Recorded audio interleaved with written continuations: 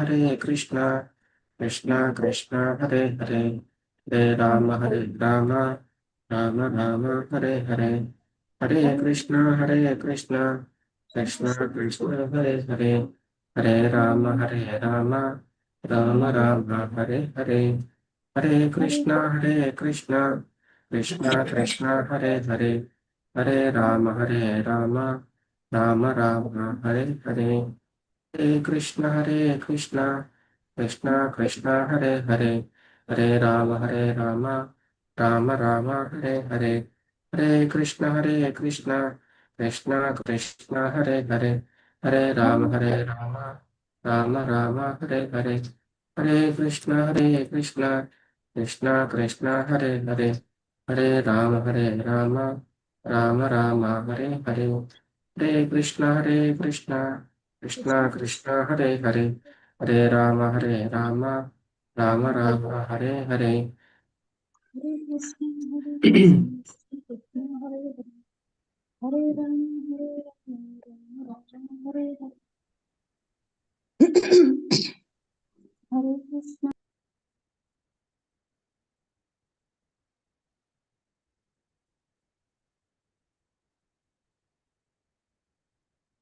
హరే కృష్ణ శ్రీ శ్రీ రాధాగోవిందయం బెంగళూరు కర్ణాటక వారి తరపున 18 రోజుల్లో భగవద్గీత అవగాహన క్లాసులకు అందరికీ కూడా స్వాగతం.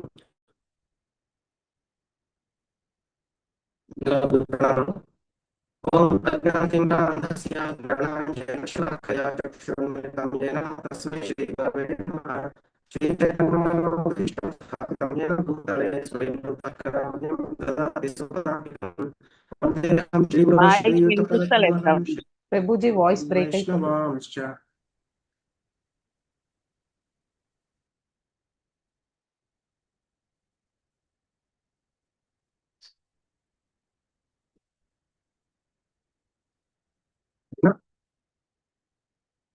అజ్ఞానతిమిరాంధస్య జ్ఞానాంజనశలాకయా చక్షురున్మిలితం येन తస్మై శ్రీగురవే నమః. శ్రీచైతన్యమనోభీష్టం స్థాపితం येन భూతలే స్వయం రూపకదా మహ్యం దదాతి. ప్రభుజీ వాయిస్ బ్రేక్ అవుతుంది ప్రభుజీ.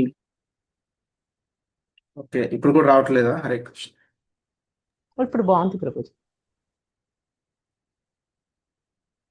నమో ఓం విష్ణుపాదాయ కృష్ణప్రేష్ఠాయ భూతలే శ్రీమతే భక్తివేదాంత స్వామితి నామినే. నమస్తే సారస్వతే దేవే గౌరవాణి ప్రచారిణే నిర్విశేష శూన్యవాది పాశ్చాత్య దేశతారిణే.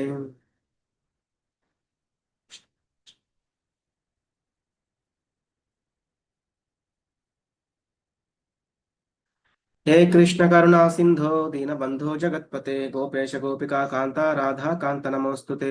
तप्त कांचन गौरांगी राधे वृंदावनेश्वरी वृषभानुसुते देवी प्रणमामि हरिप्रिये. वाञ्छाकल्पतरुभ्यश्च कृपा सिन्धुभ्य एव च पतितानां पावनेभ्यो वैष्णवेभ्यो नमो नमः. जय श्री कृष्ण चैतन्य प्रभु नित्यानंद श्री अद्वैत गदाधर श्रीवासादि गौर भक्त वृंदा. हरे कृष्ण कृष्ण कृष्ण हरे हरे हरे राम राम राम हरे हरे. हरे कृष्ण कृष्ण कृष्ण हरे हरे हरे राम राम राम हरे हरे. हरे कृष्ण कृष्ण कृष्ण हरे हरे हरे राम राम राम हरे हरे.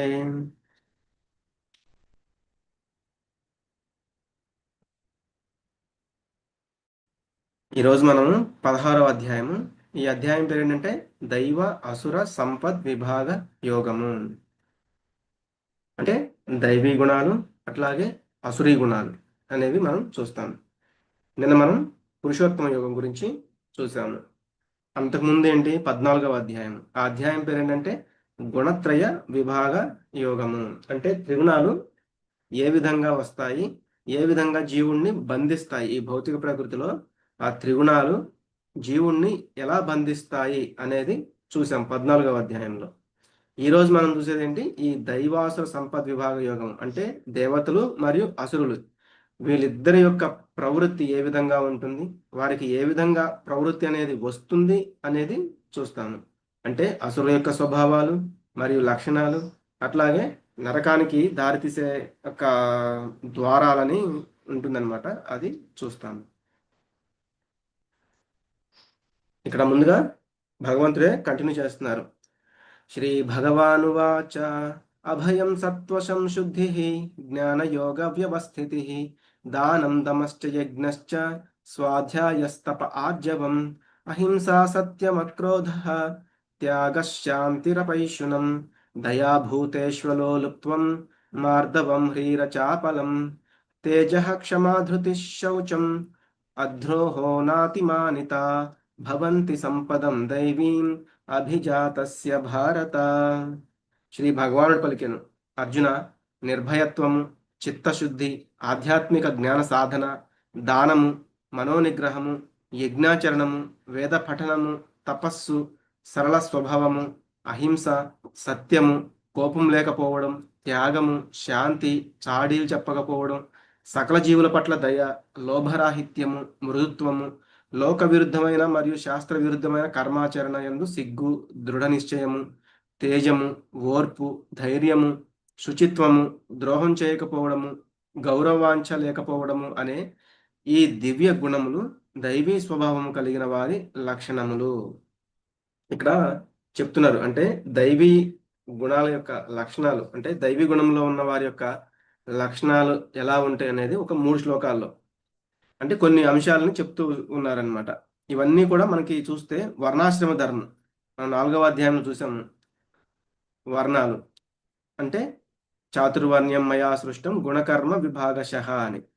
అంటే మన వర్ణం బట్టి, అంటే మనకున్న గుణాలను బట్టి మన వర్ణం, అంటే క్షత్రియుడు, బ్రాహ్మణుడు, వైశ్యుడు, శూద్రుడు, ఇలా. ఆశ్రమము అంటే ఏంటంటే బ్రహ్మచర్యము, గృహస్థ, వర్ణాశ్రమము, వానప్రస్థము, అలాగే సన్యాసం అన్నమాట. ఇలా 4 ఆశ్రమాలు కూడా ఉంటాయి.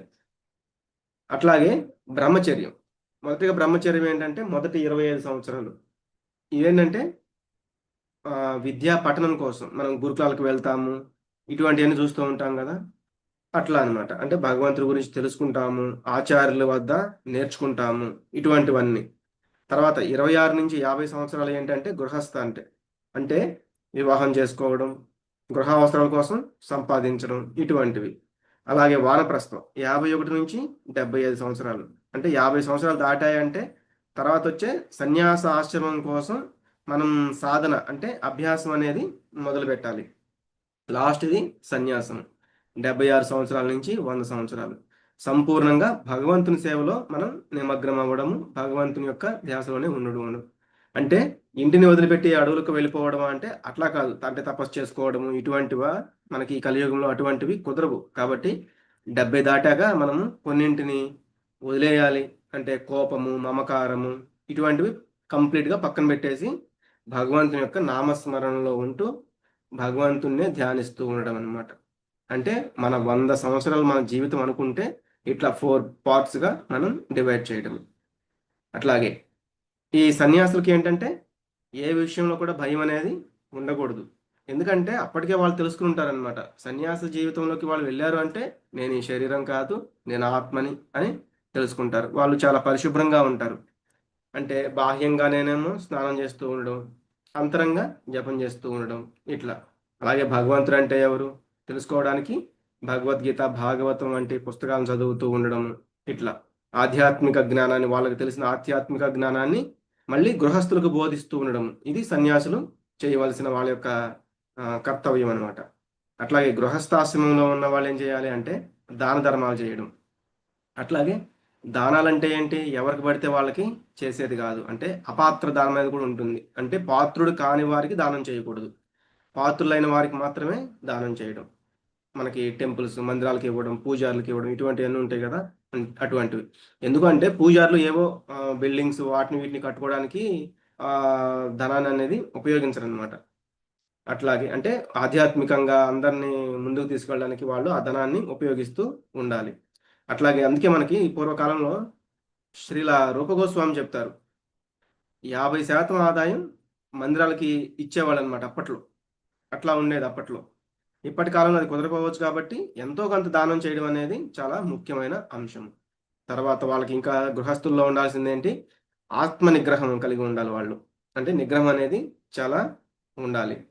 అలాగే యజ్ఞయాగాదులు చేయడం, కలియుగంలో మనం యజ్ఞం ఏమని చెప్పుకున్నాము? జపయజ్ఞం అనేది చేయాలి, సంకీర్తన యజ్ఞం అనేది చేయాలి. మిగతా యజ్ఞాలకు మనకి ఇప్పుడున్న పరిస్థితులు అనుకూలం కాదు కాబట్టి ఈ యజ్ఞం అనేది చేస్తూ ఉండాలి. అట్లాగే బ్రహ్మచారి, బ్రహ్మచారి వేదాలను పఠిస్తూ ఉండడం, అంటే ఎప్పుడు కూడా భగవంతుని తెలుసుకోవడానికి ప్రయత్నం చేస్తూ ఉండడం. ఇంకా వానప్రస్థం, వీళ్ళేంటి?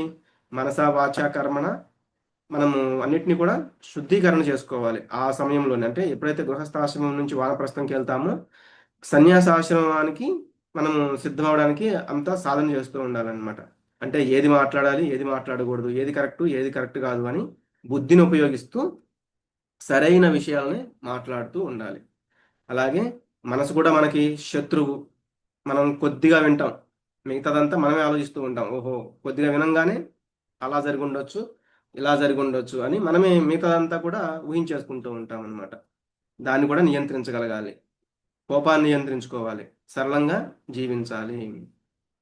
ఈ నియమాలు ఎవరైతే పాటిస్తారో వాళ్ళు దైవీ గుణాలు, ఇక్కడ కొన్ని గుణాలు చెప్పారు కదా, కొన్ని లక్షణాలు, ఇవన్నీ ఉన్నట్లుగా అన్నమాట. అట్లాగే ఇంకా ఇక్కడ చెప్తున్నారు అహింస. అంటే అహింస అంటే ఒక జీవిని వధించడమే కాదు. ఇప్పుడు సపోజ్ మనం మాటలతో ఇంకొకరిని హింసించాము అంటే అది కూడా హింసనే. కాబట్టి అట్లా మన పరుషమైన వాక్కులతో ఎవరిని కూడా నిందించరాదు, అది కూడా హింసలోకే వస్తుంది. కాబట్టి జాగ్రత్తగా ఉండాలి. అందుకే మనం మాట్లాడేటప్పుడు కూడా చాలా జాగ్రత్తగా ఉండాలి. అది మనం రేపటి అధ్యాయంలో కూడా చూడొచ్చు. అలాగే ఇతరుల తప్పుల్ని వెతకడము, అది కూడా కరెక్ట్ కాదనమాట. మంచి కోసం చెప్పాలి, అంటే వాళ్ళ తప్పులు ఏమైనా ఉంటే సరి చేసుకోవడానికి చెప్పాలి, మంచి ఉద్దేశంతో చెప్పాలి. అంతేగాని నాకు తెలుసు నీకు తెలియదు అని హేళనగా అట్లా చెప్పకూడదు. కాబట్టి చాలా మంది అంటూ ఉంటారు కదా, మరి మీరు ఆధ్యాత్మికంగా అంటే స్పిరిచువల్గా ఆ రూల్స్ అన్నీ ఉన్నాయి, అవి మాకు వద్దు, మేము అటువంటివి పాటించము అని. మరి దానివల్ల ఏమవుతుంది? ఇప్పుడు ఎలా అయితే ట్రాఫిక్ రూల్స్ ఉంటాయి, ట్రాఫిక్ రూల్స్ ఉన్నప్పుడు మనం వాటిని పాటించకపోతే యాక్సిడెంట్లు అవుతాయి అన్నమాట. యాక్సిడెంట్లు అయిపోతే ట్రాఫిక్ జామ్ అయిపోతుంది, చాలా ఇబ్బంది అనేది జరుగుతూ ఉంటుంది. అందుకే రూల్స్ లేకపోతే అది నిర్లక్ష్యం పరిచి అంతా కూడా ఆ, గందరగోళం అయిపోతుంది అనమాట. జీవితం అంతా గందరగోళం అయిపోతుంది, లోకమంతా గందరగోళం అయిపోతుంది. కాబట్టి ఏవైతే రూల్స్ ఉన్నాయో ఆ రూల్స్ అనేవి మనం పాటించడానికి ప్రయత్నం చేయాలి. అందుకే మనం ఈ రోజుల్లో కొన్ని చూస్తూ ఉన్నాం కదా, మన సంస్కారాలు ఏవైతే కొన్ని మనకి సంస్కారాలు ఉంటాయి, మనకి విద్యా సంస్కారం అని, అక్షరాభ్యాసం అంటారు కదా దాన్ని, అట్లా గర్భాధానం, లేకపోతే సీమంతము, అట్లా మొదలుకొని మళ్ళీ అంతిమ సంస్కారం, దహన సంస్కారం వరకు ఇట్లా సంస్కారాలు ఉన్నాయి. కానీ ఈ రోజుల్లో మనం ఏం చేస్తున్నాము? కొంచెం ఎగ్జాంపుల్గా ఒకటి చూద్దాం. ప్రీ వెడ్డింగ్ అన్నమాట. అంటే ఏవేవో షూట్ చేస్తున్నారు, కొన్ని నవ్వు వస్తున్నాయి, కొన్ని చూస్తుంటే చిరాకు పుడుతున్నాయి, కొన్ని చూస్తుంటే వెగటి పుడుతున్నాయి అనమాట. అట్లా ఉంటాయి. విపరీతంగా డబ్బు ఖర్చు పెడుతున్నారు. ఒక వివాహం చేయాలంటే విపరీతంగా డబ్బు ఖర్చు పెడుతున్నారు. సంగీత అని, డెస్టినేషన్ వెడ్డింగ్లు అని ఇట్లా. కానీ మన యొక్క ఈ నేల ఏంటి? రాముడు, కృష్ణుడు ఇటువంటి వాళ్ళు నడిచిన దేశం మనది, అటువంటి నేల మనది. కానీ వివాహం చేసుకోవడానికి ఏం చేస్తున్నారు? చాలామంది ఇతర దేశాలకు వెళ్ళి అక్కడ ఆ యొక్క సంస్కారాన్ని, అంటే ఆ యొక్క ఆ, వివాహాన్ని అక్కడ చేసుకుని వస్తున్నారు అనమాట. ఇట్లా మనకి ఈ దైవీ లక్షణాలు అనేవి ఇక్కడ ఈ 3 శ్లోకాల్లో చెప్పడం జరిగింది. ఒక రకంగా చెప్పాలంటే ఈ దైవీ లక్షణాలు 3 శ్లోకాల్లో చెప్పి మిగతా అన్ని శ్లోకాల్లో కూడా అసుర గుణాల గురించి చెప్తారు. ఎందుకు అంటే మనకి చాలా అవసరం, వేటిల్లో మనం పడకుండా ఉండాలి అనేది తెలుసుకోవడం. కాబట్టి ఇక్కడి నుంచి మనం ఇది చూద్దాం. దంభో దర్పోభిమానశ్చ క్రోధ పారుష్యమేవ చ అజ్ఞానం చాభిజాతస్య పార్థ సంపదమాసురీం. ఓ పార్థ, గర్వము, పొగరు, దురహంకారము, క్రోధము, మొరటుతనము మరియు అజ్ఞానము అనేవి అసురీ స్వభావం గల వారి గుణములు.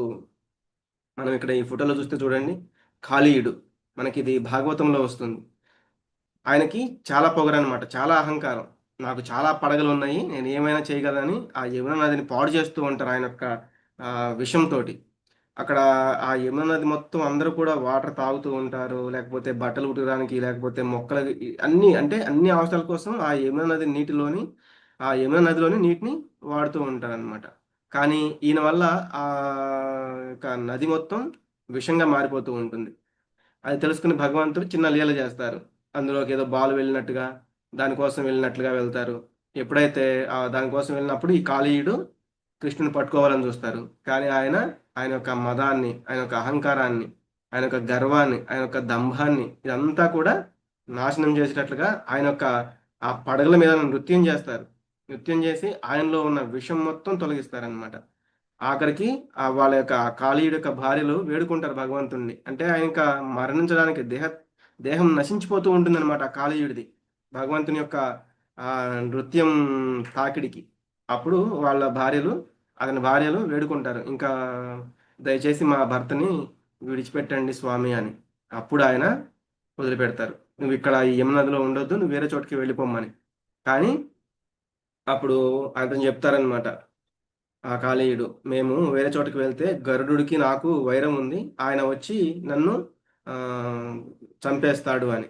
అప్పుడు కృష్ణ భగవానుడు మళ్ళీ చెప్తాడు, నీ యొక్క ఈ పడగల పైన నా యొక్క పాదం నర్తించింది కాబట్టి ఆ యొక్క పాదం అడుగులు గుర్తులు నీ శిరస్సు మీద ఉన్నాయి కాబట్టి నిన్ను గరుడు ఏమీ చెయ్యడు అని చెప్తారనమాట. అందుకే మనం కూడా నామం పెట్టుకుంటాము, మహానికి నుదుటిన నామం పెట్టుకుంటాము, భగవంతుని యొక్క పాదాలు అనమాట. కాబట్టి ఆయన యొక్క పాదాలు మన శిరస్సు మీద మనము ధరిస్తూ ఉంటాము. కాబట్టి కృష్ణుడి పాదాలు అతని మీద ఉండటం వల్ల గరుత్మంతుడు కూడా అతన్ని ఏమీ చేయలేడు. కాబట్టి నేటి ప్రతి కుటుంబం యొక్క గాథ అంటే ప్రతి ఒక్కళ్ళు కూడా వాళ్ళకి ఏం చేయాలి ఏం చేయకూడదు అని తెలియదు, ఇష్టం వచ్చినట్లుగా గందరగోళంగా చేస్తూ ఉంటారు ఇంట్లో. కానీ కృష్ణుడిని కేంద్ర బిందువుగా ఉన్న కుటుంబం ఎలా ఉంటుంది అంటే వాళ్ళు ఎల్లప్పుడూ కూడా ఉల్లాసంగా భగవంతుని యొక్క నామాన్ని జపిస్తూ ఉండడము, భగవంతుని యొక్క నామ జపాన్ని కీర్తిస్తూ ఉండడము, ఇట్లా అంటే కలిసి ప్రార్థించే కుటుంబం కలిసి ఉంటుంది అని చెప్తున్నారు. దైవీ సంపద్విమోక్షాయ నిబంధాయాసురీమత మాశుచ సంపదం దైవీం అభిజాతోసి పాండవ. దైవీ గుణములు మోక్షము దిశగా తీసుకువెళ్తాయి, కానీ అసుర గుణములు బంధములో చిక్కుటకు కారణమవుతాయి. ఓ పాండుతనయ, నీవు దైవీ గుణములతోనే జన్మించావు కనుక విచారించకు. దైవీ గుణములు మనల్ని జన్మ మృత్యు జర వ్యాధి అనే చక్రం నుండి విముక్తి పొందడానికి సహాయం చేస్తాయి.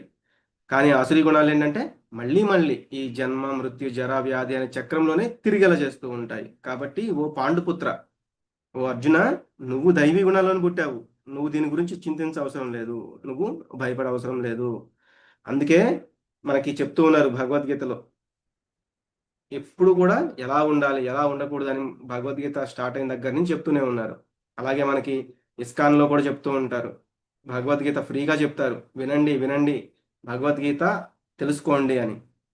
ఎక్కడికో మనకి బయటకు కూడా వెళ్ళాల్సిన అవసరం లేదు, మనకు నచ్చిన సమయంలో రోజుకి 1 గంట, అది కూడా కుదరడం లేదు అంటే మళ్ళీ యూట్యూబ్లో కూడా ఎట్లాగో అది అప్లోడ్ చేస్తూ ఉంటారు, అవి కూడా చూస్తూ ఉండొచ్చు, వింటూ ఉండొచ్చు. తద్వారా భగవంతుని యొక్క నామస్మరణ చేస్తూ ఉండొచ్చు. ఇలా మనము దైవీ గుణాల్లో ఎక్కువగా ఉంటూ అసురీ గుణాలని విడిచేస్తూ ఉండాలన్నమాట. ఎందుకంటే దైవీ గుణాల్లో ఉండవలసిన అవసరం మనకి చాలా ఎక్కువగా ఉంది కాబట్టి. ఇక్కడ కూడా మనం చూసాం 7వ అధ్యాయంలో 4 రకాల దుష్కృతులు నన్ను శరణు వేడరు, 4 రకాల సుకృతులు నన్ను శరణు వేడుతూ ఉంటారు అని. ద్వౌభూత సర్గౌ లోకేస్మిన్ దైవ ఆసుర ఏవచ దైవో విస్తరశ ప్రోక్తః ఆసురం పార్థమే శృణు. ఓ అర్జున, ఈ లోకంలో ప్రాణులు 2 రకాలు, ఒకరు దైవీ గుణములు గలవారు, మరొకరు ఆసురీ గుణములు కలిగిన వారు. దైవ స్వభావం గురించి వివరంగా ఇదివరకే చెప్పాను, ఇక ఆసుర గుణముల గురించి చెప్తాను విను. దైవీ గుణాల గురించి ఆల్రెడీ 3 శ్లోకాల్లో చెప్పారు, ఇప్పుడు ఇంకా అసురీ గుణాల గురించి వివరిస్తాను విను అని చెప్తున్నారు. ఇక్కడ చూస్తే ఆర్తులు, అర్థార్థులు, ధనం కోసం చూసేవాళ్ళు, కష్టాల్లో ఉన్నవాళ్ళు, జిజ్ఞాసులు, ఏదో ఒకటి తెలుసుకోవాలనుకునే వాళ్ళు, జ్ఞానులు, వీళ్ళు భగవంతుని యొక్క శరణు జోడతారు. అలాగే మూఢులు, నరాధములు, మాయచేత జ్ఞానం అపహరించబడిన వాళ్ళు, అలాగే నరాధములు, ఆసురీ స్వభావం గల వాళ్ళు, వీళ్ళు ఏంటంటే భగవంతునికి శరణు పొందరనమాట. మనం చూస్తూనే ఉంటాం, చాలా చాలా గొప్ప గొప్ప మేధావులు, సైంటిస్టులు, వీళ్ళందరూ ఏంటంటే కొన్ని రకాలుగా విభేదిస్తూ ఉంటారనమాట. ప్రవృత్తించ నివృత్తించ జనాన విదురాసురాః న శౌచం నాపి చాచారో న సత్యం తేషు విద్యతే. అసుర స్వభావం కలిగిన వాళ్లకు చేయదగ్గదేదో చేయకూడనిదేదో తెలియదు. వాళ్ళలో శుచిత్వం, సదాచారం, సత్యం గాని వారిలో కనిపించవు. అసూయ స్వభావం గల వాళ్ళకి ఏది తప్పు ఏది కరెక్ట్ అనేది తెలియదు అనమాట. ఎందుకంటే వాళ్ళకి జ్ఞానం అనేది పోతుంది, అజ్ఞానంలో కూరుకుపోయి ఉంటారు. శుచిత్వం అనేది ఉండదు, అంటే శుభ్రంగా ఉండరు. సదాచారం అనేది ఆచరించరు. దురాచారాలు అంటే చేయకూడని కర్మలు చేస్తూ ఉంటారు. సత్యం అనేది వాళ్ళు పలకరు. అందుకే శ్రీల ప్రభుపాదుల వారు ఎప్పుడైతే అమెరికా వెళ్ళారో ముందుగా వాళ్ళని జపం చేయించడము, కీర్తనలో చేయించడం. ఎందుకంటే వాళ్ళకి మ్యూజిక్ అన్నమాట, బాగా సంగీతానికి అట్రాక్ట్ అయి ఉండేవాళ్ళు. కాబట్టి ఆ సంగీతంలో నుంచే వాళ్ళని జపం చేయడము, ఆ భగవంతుడి గురించిన కీర్తనలు, పాటలు పాడడం ఇట్లా చేపిస్తూ ఉండేవాళ్ళు అనమాట. ఎప్పుడైతే వాళ్ళు ఇంకా పర్లేదు అన్నారో అప్పుడు వాళ్ళే అడిగేవాళ్ళు, స్వామి ఇంకేమైనా రూల్స్ ఉన్నాయా అని. అప్పుడు చెప్పారనమాట ప్రభుపాదుల వారు, అవును మనకి ఈ ఆధ్యాత్మికంగా మనకి కొన్ని రూల్స్ అనేవి ఉంటాయి. దయగా ఉండడము, శుచిత్వంలో ఉండడము, సత్యం పలకడము, తపస్సు, ఇటువంటి వాటిని చేయాలి అని వాళ్ళకి చెప్తూ ఉండేవాళ్ళు అనమాట. అవి చేయకుండా వాటికి విరుద్ధంగా ఉండేవాళ్ళు ఏంటి, ఇక్కడిక్కడ తిరుగుతూ ఉంటారు. ఏదో ఒక జైల్లో గనక తిరిగినట్టుగా ఇదే లోకాల్లో తిరుగుతూ ఉంటారు. అందుకే ఇక్కడ ఏం చెప్తున్నారు, మనకి దయ అనేది ఉండాలి, అంటే హింస అనేది చేయకూడదు, మాంసాహారం అనేది ఉండకూడదు అని చెప్తారు.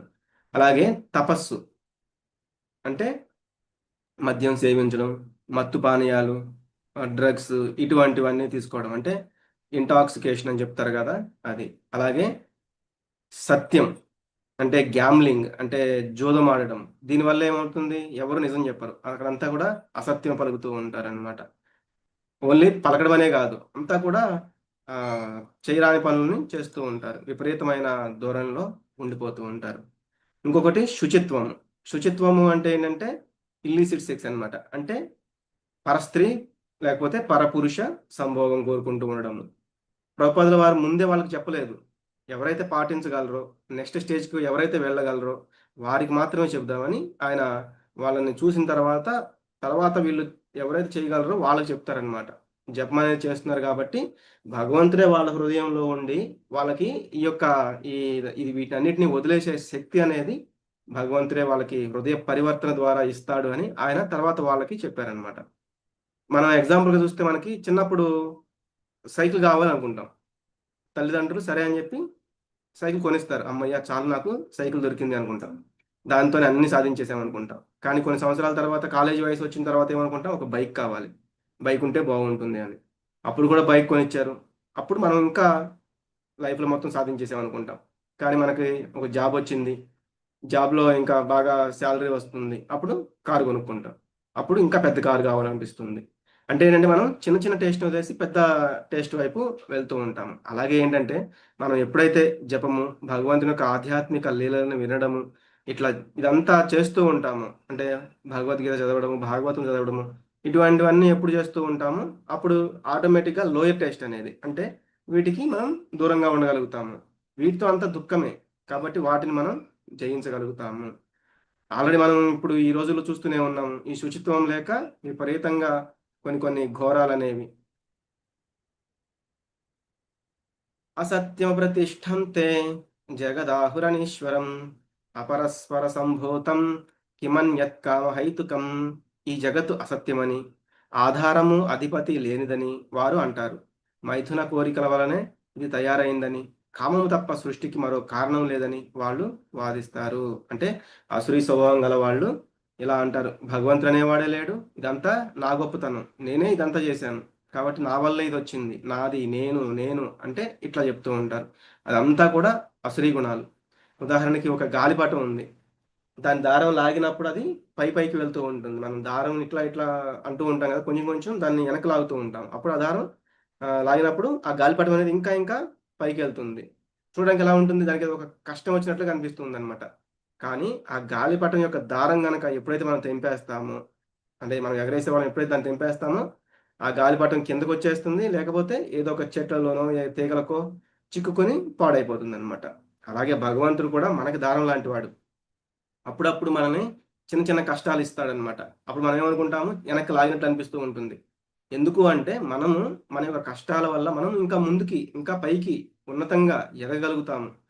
కాబట్టి మనకు వచ్చే చిన్న చిన్న కష్టాలు, ఆ కష్టాల రూపంలో వచ్చేవి అవన్నీ కూడా మనం ఇంకా పైకి ఎదుగుతూ ఉండడానికి అని అర్థం చేసుకోవాలి. నా ఇష్టం వచ్చినట్టు నేను ఉంటాను అంటే అంటే నా రూల్స్ నాకున్నాయి, ఈ రూల్స్ నేను పాటించను అని మనమైతే ఎప్పుడైతే అనుకుంటా ఉంటామో అప్పుడు భగవంతుడు మన యొక్క దారాన్ని తెంపేస్తారు. అప్పుడు ఏం జరుగుతుందో మనందరికీ అర్థమవుతుంది అనమాట. ఏతాం దృష్టిమవష్టభ్య నష్టాత్మానోల్పబుద్ధయ ప్రభవంతి ఉగ్రకర్మాణః క్షయాయ జగతో హితాః. ఈ తప్పుదో పట్టిన జీవాత్మలు అల్పబుద్ధితో మరియు క్రూర కార్యములతో ప్రపంచానికి శత్రువులుగా మారి దృక్పథంలో గట్టిగా ఉండి కీడు కలిగించేవి దారుణమైనవైన పనులలో పాల్గొంటారు. అంటే ఈ యొక్క అధములు అంటే అసురీ గుణాలు కలిగిన వాళ్ళు ఏం చేస్తూ ఉంటారు అంటే వీళ్ళు చేసే పనుల వల్ల అందరికీ కష్టాలే, మిగతా వాళ్ళందరికీ కష్టాలు కలుగుతూ ఉంటాయి. ఈ మధ్య మనం చూస్తూ ఉన్నాం యుద్ధాలు. అంటే మరి శాంతి నోబెల్ బహుమతులు ఇవన్నీ ఉన్నాయి, కానీ యుద్ధాలు అనేవి ఆగట్లేదు. ఎందుకు అంటే ఇంకా ఎవరో ఒకరి మీద ఆధిపత్యం చెలాయించాలి అని ఆ ధోరణితోటి. ఈ మధ్యనే మనం కాశ్మీర్లో కూడా ఉగ్రవాదులు ఎటువంటి యొక్క గందరగోళాన్ని సృష్టించారో చూసాము, హింసించడం చూసాము. అట్లాగే అప్పుడప్పుడు బాంబ్ బ్లాస్ట్లు. ఉగ్రవాదులు ఏంటంటే వాళ్ళకి ఏం చేస్తున్నారో ఏం చేయకూడదో కూడా తెలియదు. అందుకే ఆల్ఫ్రెడ్ నోబెల్ అంటే ఆయన గొప్ప సైంటిస్ట్ అనమాట. ఆయన ఏం చేశారు, డైనమైట్ కనుగొన్నారు, అంటే పెద్ద ఆటం బాంబు. దానివల్ల చాలా మంది ప్రాణాలు కోల్పోయారు.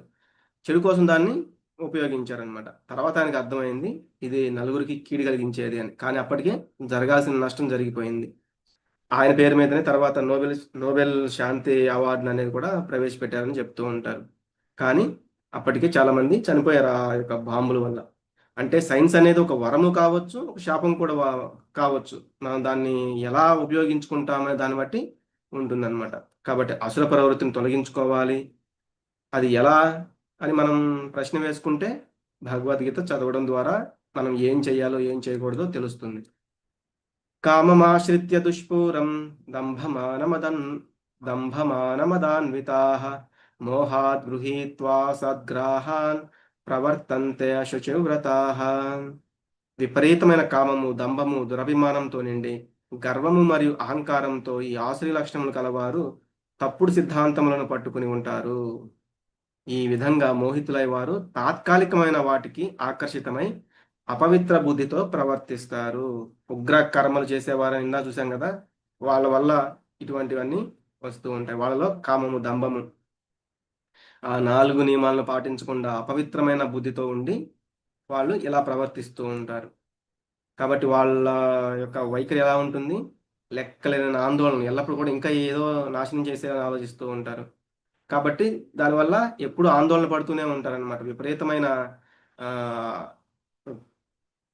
అంటే ఆ హెడేక్లు, ఆలోచిస్తూ ఉండడం ఇంకా ఏం చేయాలి ఇట్లా.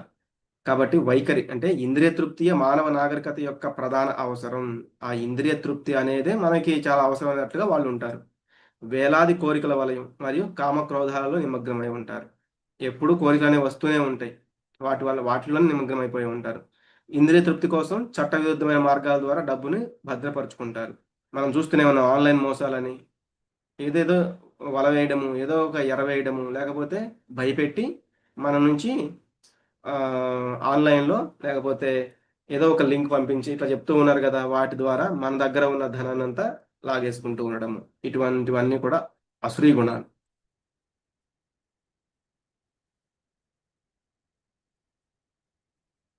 హిరణ్యకశిపుడు, అలాగే కంసుడు, అలాగే రావణాసురుడు.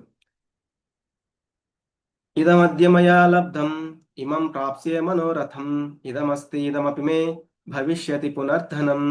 ఈ వేళ నాకు ఇది లభించింది, ఇక ఈ కోరిక నెరవేరుతుంది, నాకింత ఆస్తి ఉన్నది, మరింత సంపాదించబోతున్నాను అని అట్లా అనుకుంటూ ఉంటారు. ఎవరైతే ఇట్లా అంటే ఇప్పుడు మనము హిరణ్యకశిపుడిని చూస్తాము, నేనే చాలా గొప్పవాడిని, నేనే భగవంతుణ్ణి అనే అసుర గుణం. నేనేమైనా చేయగలను, నేను ఎంత సంపాదించాను, నాకు ఇన్ని వరాలు ఉన్నాయి, నేను ఎన్ని కోరికలైనా తీర్చుకోగలను, ఇట్లా అనుకుంటూ ఉంటాడు. ఆఖరికి నశిస్తాడు భగవంతుడి చేతిలో.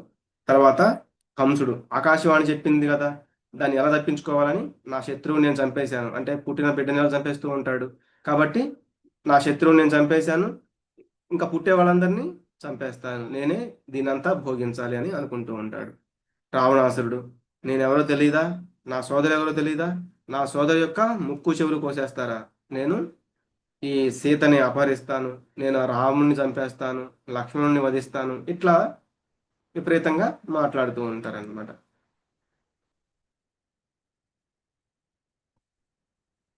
అసౌ మయా హతశత్రు హనిష్యే చాపరానపి ఈశ్వరోహం అహం భోగి సిద్ధోహం బలవాన్ సుఖీ.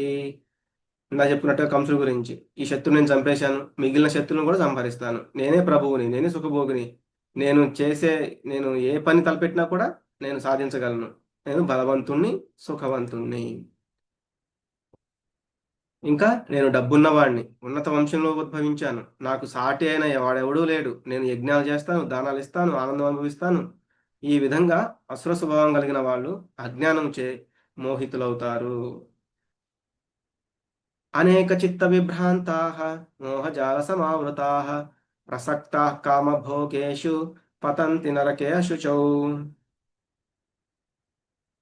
ఇటువంటి ఊహలు తలంపులతో తప్పుదారి పట్టి మోహమనే వలయంలో చిక్కుకుపోయి, ఆ వలలో చిక్కుకుపోయి ఇంద్రియములను తృప్తిపరచడానికే బానిసైపోయి వారు నరకలోకాలకు పతనం చెందుతారు.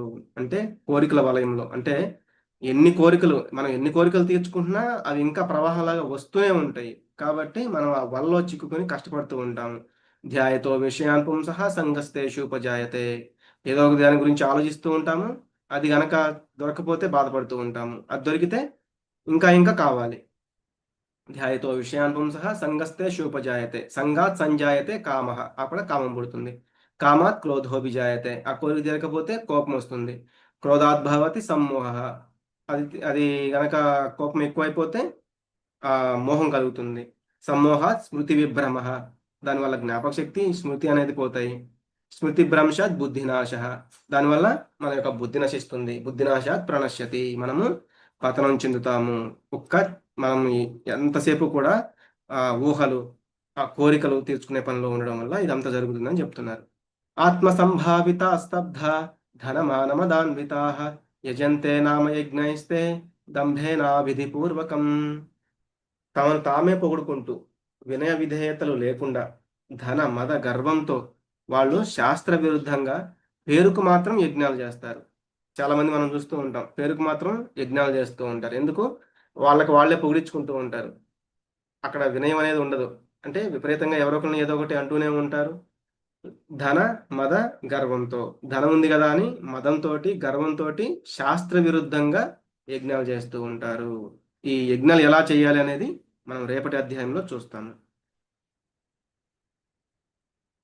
అహంకారం బలం దర్పం కామం క్రోధం చ సంశ్రితాః మామాత్మపరదేహేషు ప్రద్విషంతోభ్యసూయకాః.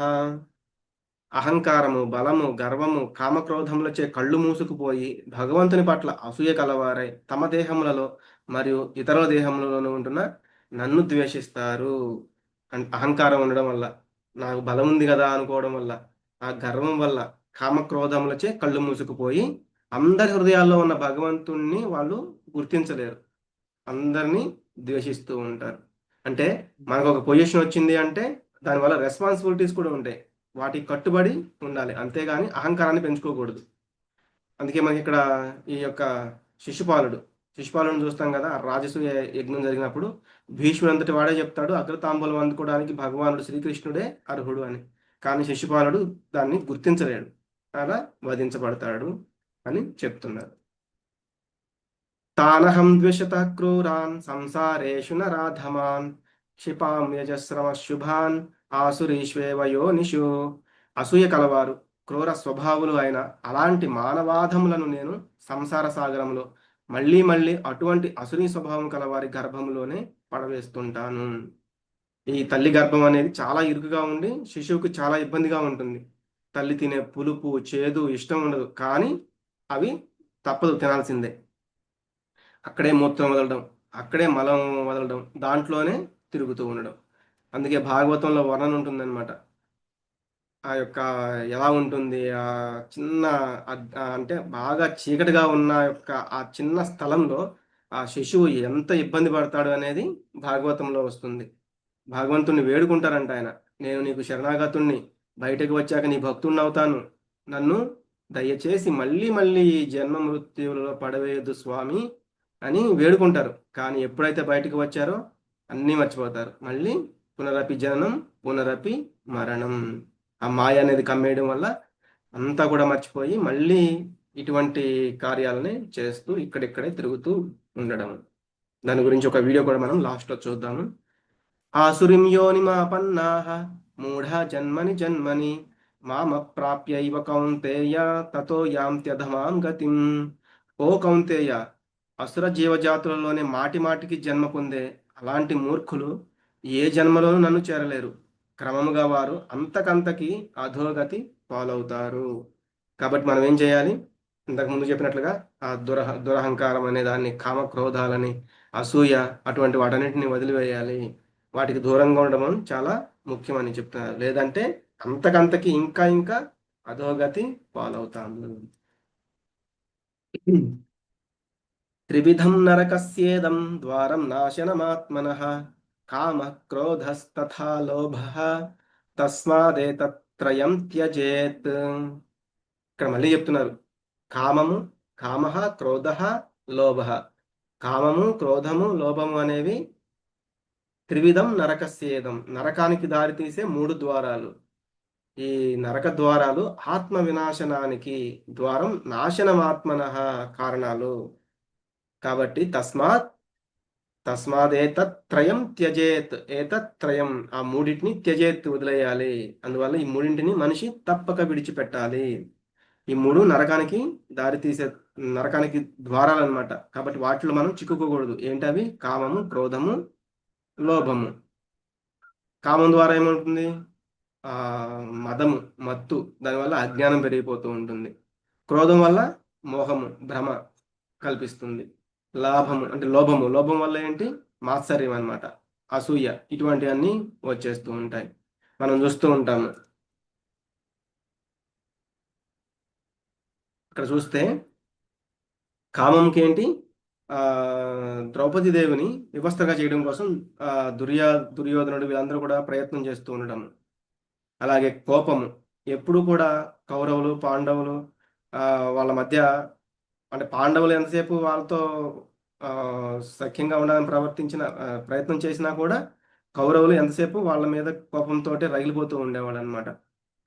అలాగే దురాశ అంటే లోభము, హస్తినాపుర రాజ్యం మొత్తం వారే అనుభవించాలనే ధృతరాష్ట్రుని యొక్క పుత్రులు వాళ్ళందరూ కూడా ఆ యొక్క కోరికతోనే ఉండేవాళ్ళు. ఆఖరికి పాండవులకు ఒక సూది మనం మోపినంత స్థలం కూడా ఇవ్వను అంటాడు దుర్యోధనుడు. అందుకే మనకి అరిషడ్ వర్గాలను వదిలేయని చెప్తారు కదా. కామ, క్రోధ, లోభ, మోద, మోహ, మాత్సర్య, ఈ 6 కూడా మనం వదిలేయాలి. ఏతైర్విముక్తః కౌంతేయ తమోద్వారైత్రిభిర్నరః ఆచరత్యాత్మన శ్రేయః తతో యాతి పరాం గతిం. ఓ కౌంతేయ, ఈ 3 దుర్గుణాలను వదిలివేసిన వాడు ఆత్మానుభూతికి అనుకూలమైన కార్యాలను చేస్తూ ఆ విధముగా క్రమముగా పరమపదం పొందుతాడు. ఇక్కడ మనం చూస్తే కొన్ని మెట్లు అనేవి ఉన్నాయి భగవంతుని చేరుకోవడానికి. వాటికి ఏం చేయాలి? 3 ద్వారాలని దాటాలి. కామ, క్రోధ, లోభ అనే ఆ 3 వదిలిపెట్టాలి. అప్పుడు మనం ఆధ్యాత్మిక ఆచార్యుని చేరుకోవచ్చు. ఆధ్యాత్మిక ఆచార్యుని మనం రోజు అంటే ఆ ఆచార్యుల ద్వారా మనం తెలుసుకుంటూ మనము భగవంతుని చేరుకోవచ్చు. ఆయన ఏం చెప్తారు మనకి? హరే కృష్ణ కృష్ణ కృష్ణ హరే హరే, హరే రామ రామ రామ హరే హరే అనే మహామంత్రాన్ని భగవంతుడు ఆయన ద్వారా మనకి ఇస్తున్నారనమాట. కాబట్టి మనం మొదట అడుగు ఏంటి మంది అంటే ఆ యొక్క గురువుని ఎన్నుకోవడం. ఆ గురువును కూడా ఎవరిని పడితే వాళ్ళని గురువుగా స్వీకరిస్తే కూడా అది మనకి ప్రమాదమే. గురు శిష్య పరంపరలో వచ్చిన వాళ్ళని మాత్రమే. అందుకే మనకి 4వ అధ్యాయంలో చెప్పారు కదా భగవంతుడు, ఇమం వివస్వతే యోగం ప్రోక్తవానహమవ్యయం వివస్వాన్ మనవే ప్రాహ మనురిక్ష్వా కవే బ్రవీత్. అంటే ఒకరి నుంచి ఒకరికి ఎలా వచ్చింది ఆ భగవద్గీత జ్ఞానం అనేది, అది మళ్ళీ నశించింది కాబట్టి మళ్ళీ అర్జునుడికి చెప్తున్నానని కూడా అక్కడ మనం చూసాము. ఎందుకంటే నిజమైన జ్ఞానం వాళ్ళు మాత్రమే తెలుసుకున్నారు, అంటే వారి యొక్క గురువు నుంచి విని వాళ్ళ శిష్యుడికి చెప్పగలుగుతున్నారు కాబట్టి. అలా కాకుండా ఎవరిని పడితే వాళ్ళు మనం గురువుగా స్వీకరించామంటే వాళ్ళు మునిగిపోతారు, మనల్ని కూడా ముంచుతారు. ముఖ్యంగా వేదాలను తెలుసుకోవడం భగవంతుడు చెప్పారు నిన్న 15వ అధ్యాయంలో, వేదాంతకృత్ వేద విదేవచాహం, నన్ను తెలుసుకోవడమే వేదాల సారం. కాబట్టి వాటికి ఏం కావాలి? ఈ యొక్క ఎన్వి, లస్ట్, ఈ గ్రీడ్, వీటిని వదిలేయాలి. అంటే అసూయ, కామము, ఇంద్రియ నిగ్రహం ఉండాలి, ఆధ్యాత్మిక జ్ఞానం ఉండాలి. దాని ద్వారా మనం అసూయ, కామాలని, వీటన్నిటిని అరిషడ్ వర్గాలని విడిచిపెట్టగలుగుతాము. అప్పుడు మనం భగవంతుని చేరుకోవడానికి గురువుని పట్టుకుని మనం భగవంతుని చేరుకోవచ్చు. యశాస్త్ర విధిముత్సృజ్య వర్తతే కామకారతః న ససిద్ధిమవాప్నోతి న సుఖం న పరాం గతిం. శాస్త్రముల విధులను విస్మరించి తన ఇష్టానుసారం పనిచేసేవాడు పరిపూర్ణతను, ఆనందాన్ని లేదా పరమగమ్యాన్ని పొందజాలడు. ఇదంతా ఏమీ లేదు అంటే ఇప్పటివరకు మనకి భగవంతుడు చెప్తూ వచ్చారు, ఇందాక శ్లోకంలో కూడా చెప్పారు కదా, వాటిని వదిలిన తర్వాత మనము ఆ సోపానం, మెట్ల సోపానం ఏదైతే ఉందో దాన్ని చేరుకోవాలని. కానీ చాలామంది ఏమంటారు, ఇదంతా ఏమీ లేదు, నాకంతా తెలుసు, భగవంతుడు లేడు, శాస్త్రాలు లేవు, ఎవరైతే ఇలా అనుకుంటూ ఉంటారో వాళ్ళంతా ఇక్కడిక్కడే తిరుగుతూ ఉంటారు.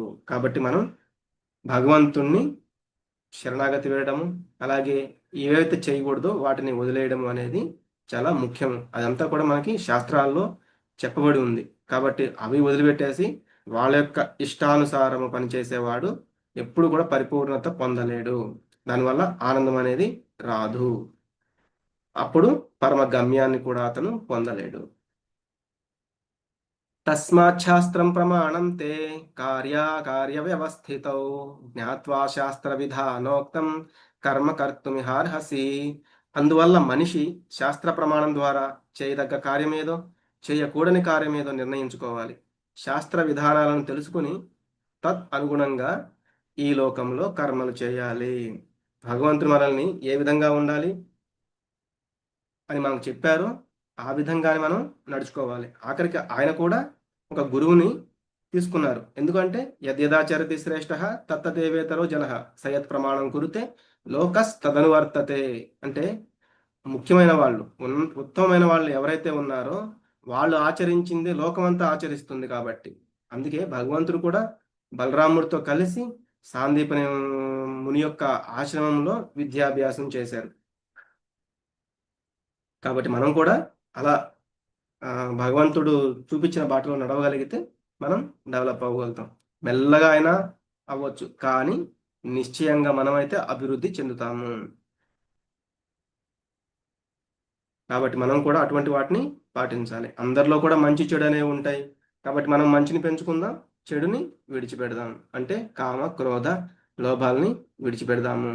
శాస్త్రాలు మనకి హద్దులు నియమిస్తాయి, ఇట్లాగే ఇక్కడే ఉండాలి, వీటిని చేయాలి, వీటిని చేయకూడదు అని.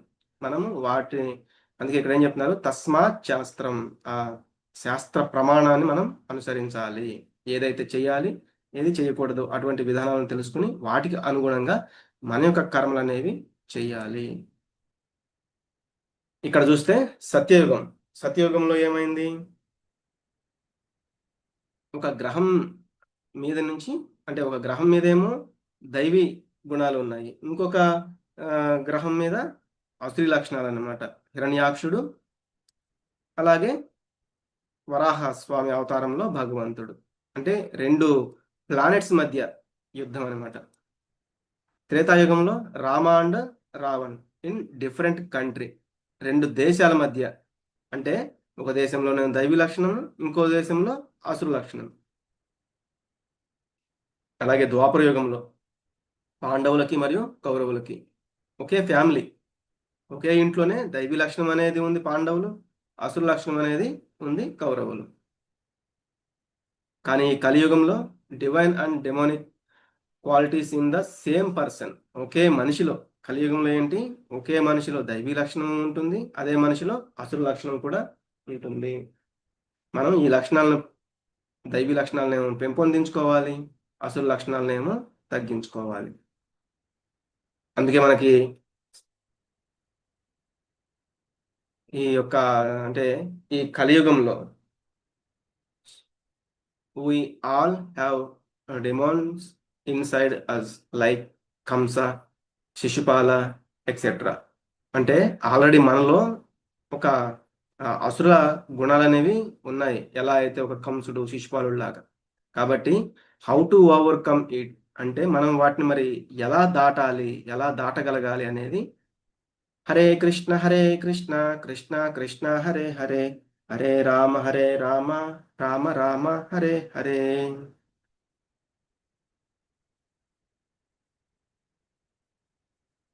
ఈ యొక్క మంత్రాన్ని జపించడం ద్వారా, అలాగే భగవద్గీత తెలుసుకోవడం ద్వారా, భగవద్గీత చదవడం ద్వారా, భగవద్గీతని ఆచరించడం ద్వారా మనము ఈ యొక్క ఆసురీ గుణాలను విడిచిపెట్టి దైవీ లక్షణాలను పెంచుకోవచ్చు అనేది ఈ అధ్యాయంలో మనం చూసాము. వాంఛాకల్పతరుభ్యశ్చ కృపా సింధుభ్య ఏవ చ పతితానాం పావనేభ్యో వైష్ణవేభ్యో నమో నమః.